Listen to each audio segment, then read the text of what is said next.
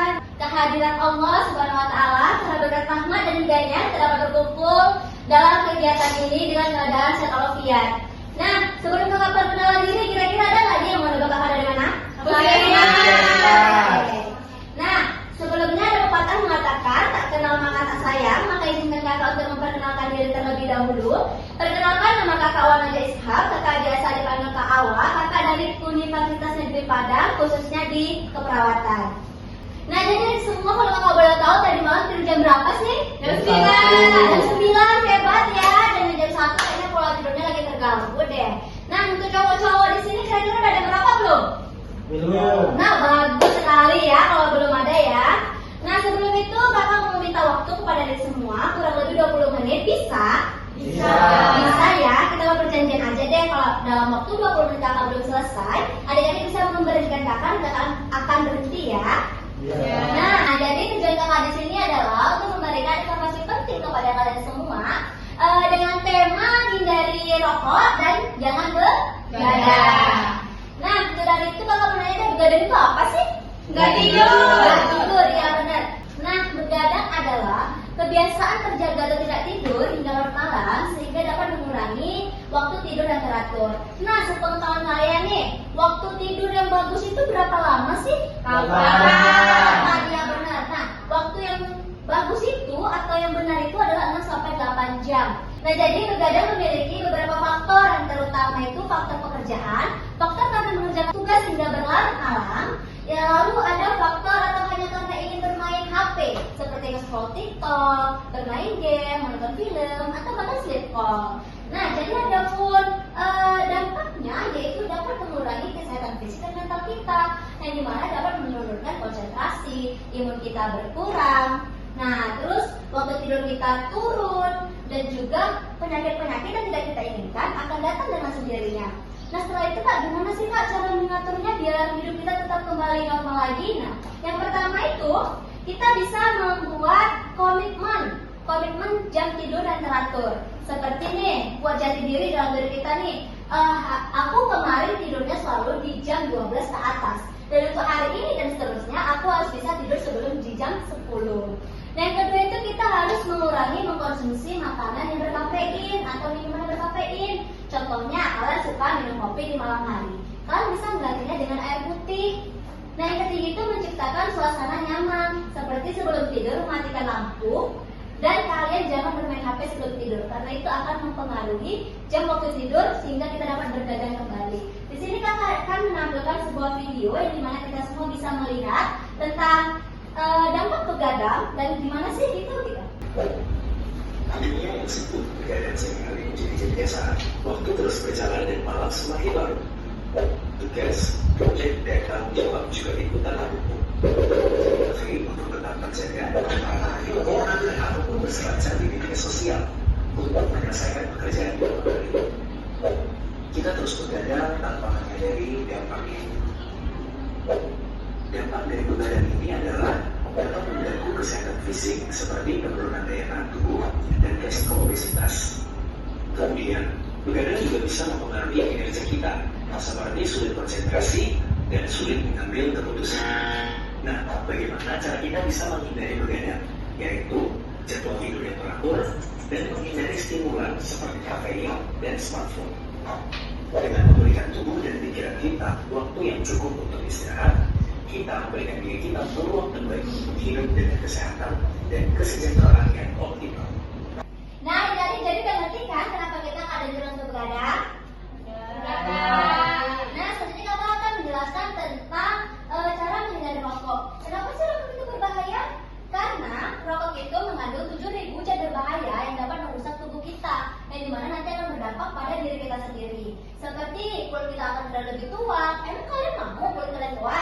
Enggak. Sama berarti kita. Nah, juga akan menyebabkan gigi kuning dan gusi rusak. Kakak mau tanya deh ke cowok-cowok. Jadi cowok ini ada jatuh merokok apa enggak? Enggak ya. Nah, bagus tuh. Karena kalau merokok gigi kita akan kuning dan gusi kita rusak. Emang cewek mau punya cowok gigi kuning? Enggak. Apalagi akan mempengaruhi nafas kita. Nah, selanjutnya itu faktor dari merokok itu adalah faktor lingkungan. Maka dari itu berpandai-pandailah mencari pergaulan. Nah, adik-adik, di sini kakak juga punya satu video edukasi tentang berbahayanya merokok. Yuk kita simak bareng-bareng. Dan bagaimana semua orang berkata bahwa merokok merupakan aktivitas yang tidak sehat. Tapi sebenarnya bagaimana sih merokok berpengaruh bagi kita?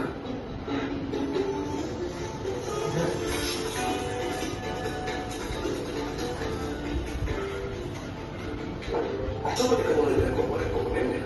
Pertama, nikotin. Suatu zat yang bisa bikin kita kecanduan. Si alasan utama kenapa semua orang tidak bisa berhenti merokok. Bahkan, dia adalah alasan kenapa mereka yang berniat berhenti merasa tidak nyaman dan akhirnya ditarik merokok.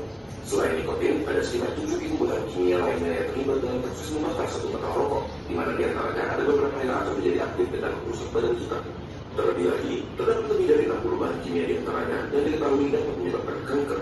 Dari sini, kita dapat mengambil kesimpulan bahwa merokok dapat merusak berbagai macam organ tubuh kita dan secara umum menurunkan kondisi kesehatan. Komponen berikutnya adalah tar, suatu tanah yang diberikan untuk partikel-partikel yang tergabung di dalam rokok. Partikel-partikel ini berisi zat-zat yang dapat menyebabkan kanker seperti karsinogen. Contohnya adalah metal seperti arsenik, kadmium, dan lain-lainnya. Tar itu lengket dan berwarna coklat. Dan apakah kalian pernah berpikir kenapa gigi dan kuku perokok menjadi kuning? Ya, itu adalah tar yang dapat juga mengotori paru-paru dan memberikannya tampilan yang sama. Zat yang berbahaya berikutnya adalah karbon monoksida, suatu gas yang berjumlah banyak dapat berakibat fatal karena menggantikan oksigen yang seharusnya bersirkulasi di darah.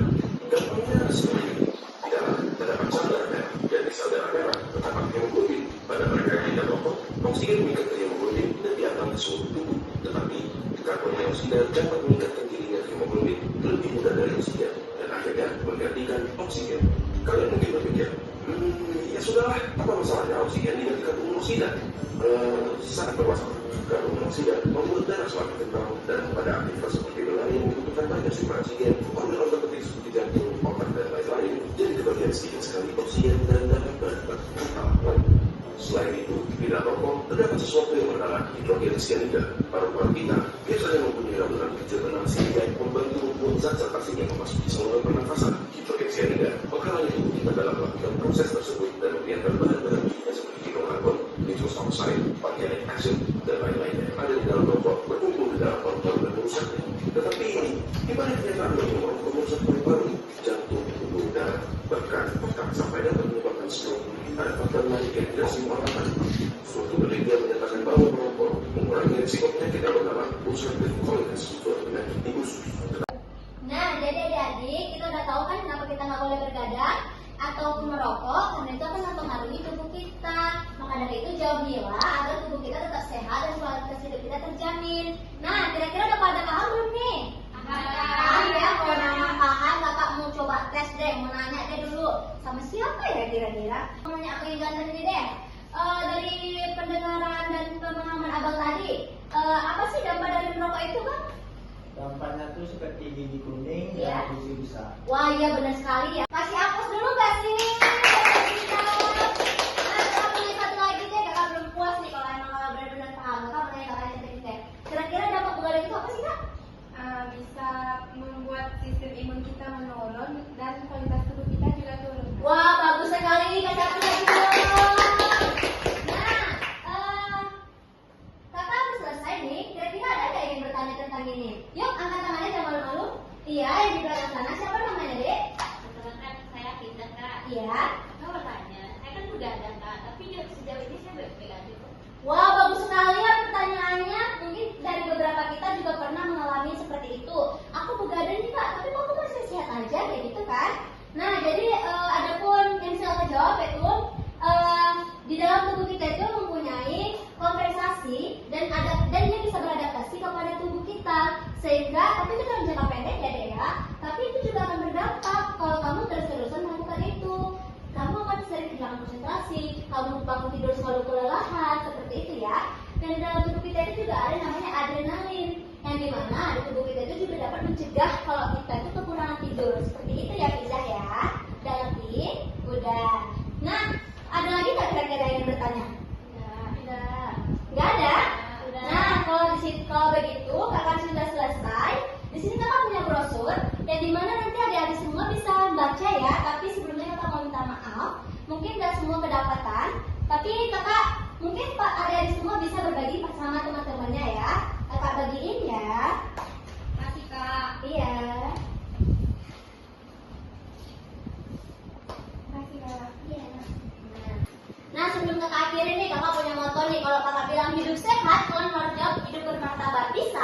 Sama